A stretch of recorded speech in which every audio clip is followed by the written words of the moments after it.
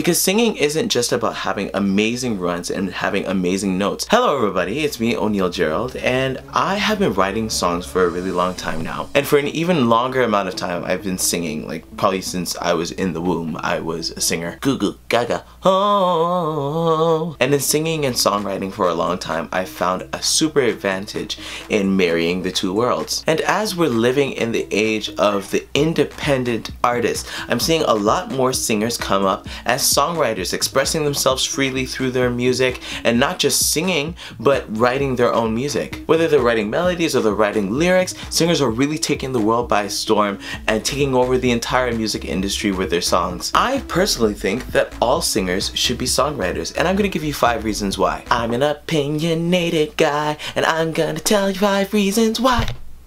Yeah. Alright, so reason number 1 why I think all singers should be songwriters. Songwriters actually make more money in the music industry than singers. The places that songwriters make their money are in royalties. Royalties are basically sums of money that you get as a songwriter when you have written a certain percentage of a song, whether it be 5% to 100% of a song, because people are playing your songs on the radio, they're performing your songs, and that includes tours, and also when your song is streamed on YouTube, you're getting royalties for that. Different representatives like BMI, for me I'm Canadian, so SOCAN, they represent you and they make sure that you get the money for the songs of yours that are being played in different areas all over the world. Singers, on the other hand, make their money mainly in a few places. If they're signed to a record deal, they're getting money from their advance, which is money that is used in order to make their album. If they have money that's left over, that's for them to keep, but eventually they're gonna have to pay that back in album sales. And if the album doesn't sell well, then the singer is left in debt. The other main place that singers make money are on their tours and on their gigs. Now imagine you're a singer with an album that didn't do well,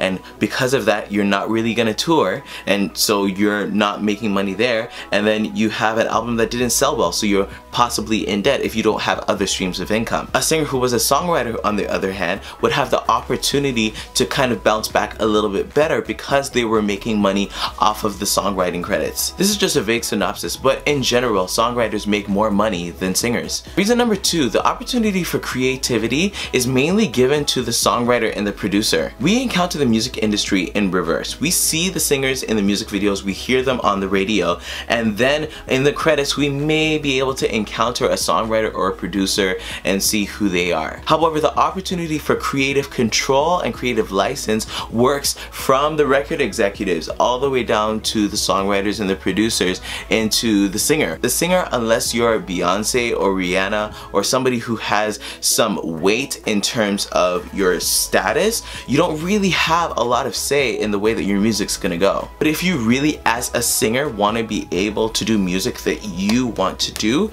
I would say that becoming a songwriter, being able to perfect your craft not just as a singer but as a person that writes songs, you would have a lot more power if you did that. Reason number 3, and this has a lot to do with that intersecting that I was talking between singing and songwriting, you actually are able to perform songs that actually suit your own voice. So in being a singer, especially in doing covers, you have the opportunity to approach other people's music from a different angle in a way that suits your own voice. Say that I wanted to sing Tamar Braxton's Love and War. First of all, I know that the original key for that song is extremely high, so what I'm either gonna do is take down the key or just sing it down the octave. We stay on the... Oh man, that F sharp is too high for me, so I'm gonna take it down even more. We stay on the front lines. Yeah, that seems like it will be in my range. But now when I get back to the verse, I'm gonna have to sing extremely low. Sometimes you're my general, you could've make all these play. You. And that happens with a lot of music that a lot of singers want to sing. And the reason for that is because a song like Love and War was written for Tamar Braxton's voice. She has an amazing upper register and she was built to really soar and to hit that note, punch it and come back down, and she can handle that lower register. And specifically that key that she's in is fitting for her voice. It takes into account where her voice blossoms, her tessitura. It takes into account her strengths, which is high notes notes and some runs as well. That specific song might not necessarily translate well to me. For me, especially when I'm not warmed up, I'm a very low singer, so I need something that really brings out my lower register, and a chorus that may not even necessarily go extremely high, but will allow my voice to open up just a bit, especially since that's my style. So if I were a songwriter, I would write something like, I am waiting for you.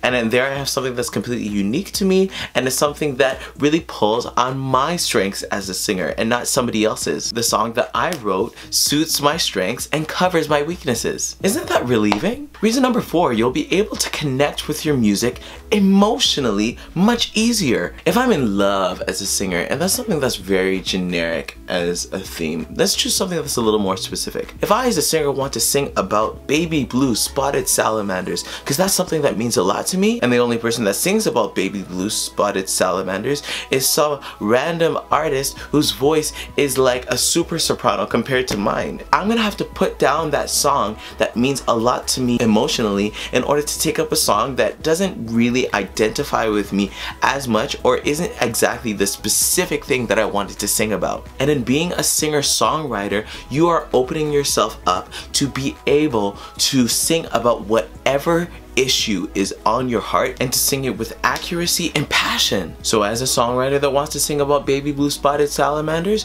you could write a song about baby blue spotted salamanders. Baby blue is my favorite color, and salamanders are my favorite animal. Put them together and what you got? Baby blue spotted salamanders.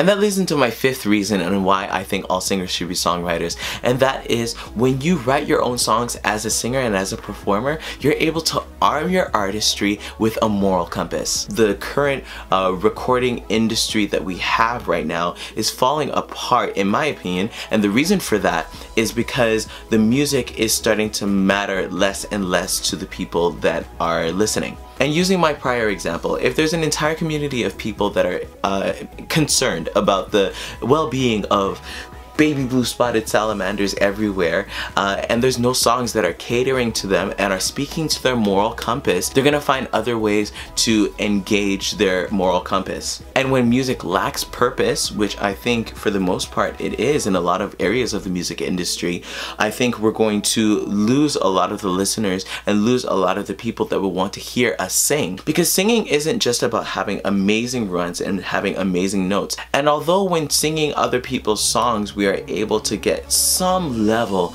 of communicating emotions and passions and different things like that, writing our own songs that are our own words and then bringing that forward gives another level of expression that usually people don't have. And if we're able to allow an entire generation of singers have access to their inner moral compass, I think we'll hit something in terms of being able to communicate to the world and not just impress them with our music and impress them with our giftings and our talents, but actually make social change. And that's everything that this channel is about, thinking deeply so that we create art that changes the world. And if it's your first time here, I would encourage you to subscribe and just check me out in another video because I'm here. Thanks for listening. I'll see you all later. Bye. Baby blue spotted salamander.